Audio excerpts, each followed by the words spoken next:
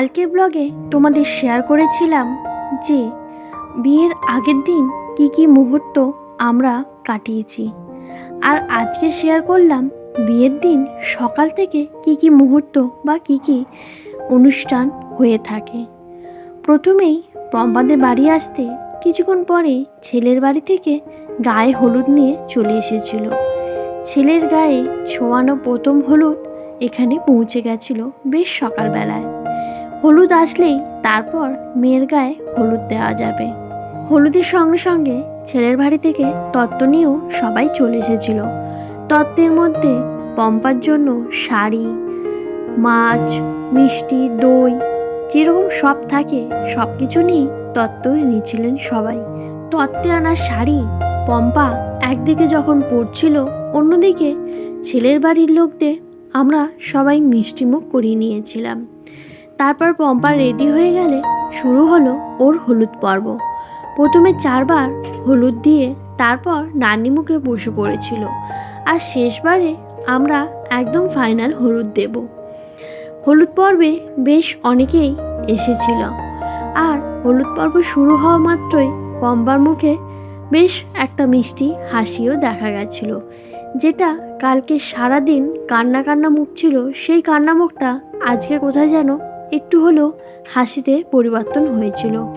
প্রথমে ওর মা হলুদ দেওয়া হয়ে গেলে তারপর একে একে ওর দিদি আর আমরা সবাই মিলে হলুদ দিয়ে দিয়েছিলাম।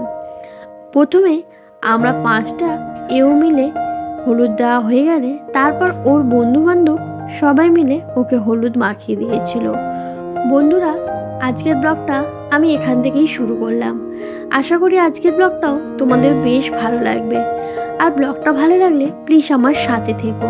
4 বার যেহেতু হলুদ পর্ব ছিল, তাই একটু একটু করে সবাই মিলে হলুদ দিয়ে দিচ্ছিলাম।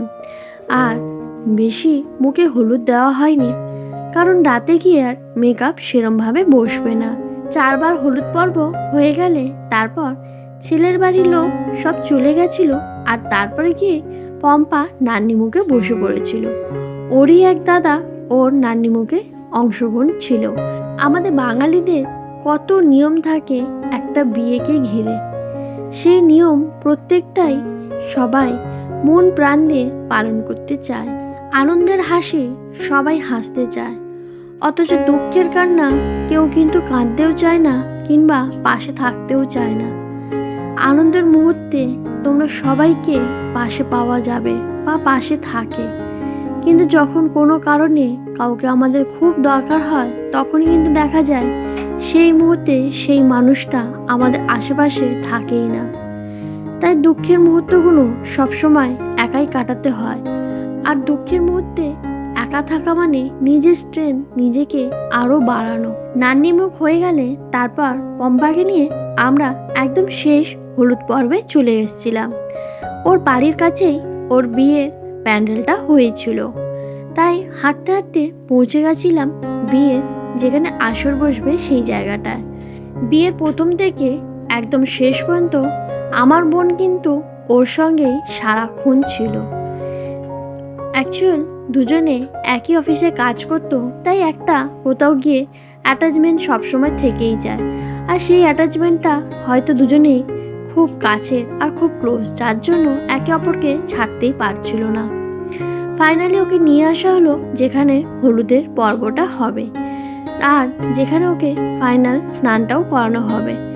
হলুদের সমস্ত নিয়ম পালন করা হয়ে গেলে তারপর পম্পা চলে গেছিল রেডি হতে। তারপর বিকালে আমরাও সবাই রেডি হয়ে চলে এসেছিলাম বিয়েতে।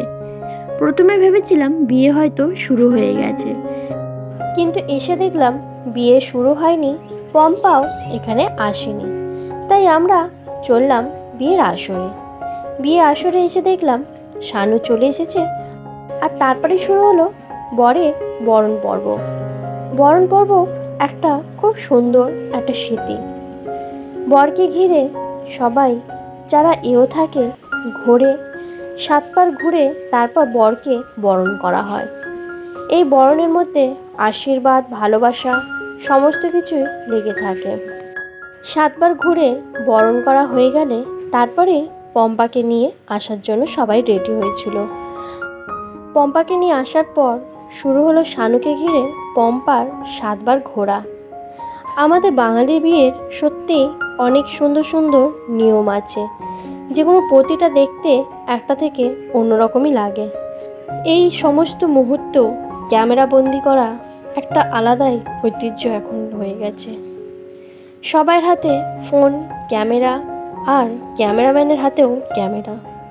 প্রত্যেকটা মুহূর্ত সবাই ক্যাপচার করে রাখতে চায়, কারণ স্মৃতি একদিন না একদিন বিলীন হয়ে যায়, কিন্তু এই ফোনের ফটো বা মেমোরিগুলো সবসময় থেকে যায়, যেটা আজ থেকে 10 বছর পরে গিয়ে দেখলেও নতুনের মতনই লাগে। 7 বার ঘোরা হয়ে গেলে তারপর শুরু হলো শুভদৃষ্টি পর্ব। তারপর শুরু হলো আরও একটা রিচুয়ালস। এখানে বর বড় না কনে বড় সেটা। আমাদের বাঙালিদের সত্যি খুব সুন্দর এই নিয়মটা। যদিও এখানে দেখা গেল শানু প্রথমেই তার হার স্বীকার করে নিয়েছিল, প্রথমেই হাত দিয়ে বলে নিয়েছিল বর ছোট আর কনেই বড়। যেহেতু ভালোবাসাটা অনেক দিনের, তাই সেই সম্পর্কর মজবুতটাও অনেক দিনের। এখানে সত্যি বলতে কেউ ছোট না আর কেউ বড়ও না। তারপর শুরু হলো মালা বদল পর্ব। মালা বদল পর্ব হয়ে গেলে তারপরে এরা দুজনেই বিয়ের পিঁড়িতে বসে পড়বে। আর বিয়ের পিঁড়িতে বসা মানে একে অপরের হস্তবন্ধন আর একের পর এক সমস্ত নিয়ম। এই রিচুয়ালসগুলো দেখলে নিজের বিয়ে, ইভেন নিজের সম্পর্কে অনেক কিছু কথা মনে পড়ে যায়। আশা করি আমার মতন তোমরা সবাই এই জিনিসটা মানবে। অন্যের বিয়ে দেখতে গেলে কিছু কিছু সময় নিজের বিয়ের কিছু কিছু ভালো মুহূর্তগুলো মনে পড়ে যায়। আর আমাদের উচিত সব সময় সব কিছু ভালো মুহূর্ত আর ভালো কিছুকেই গ্রহণ করা।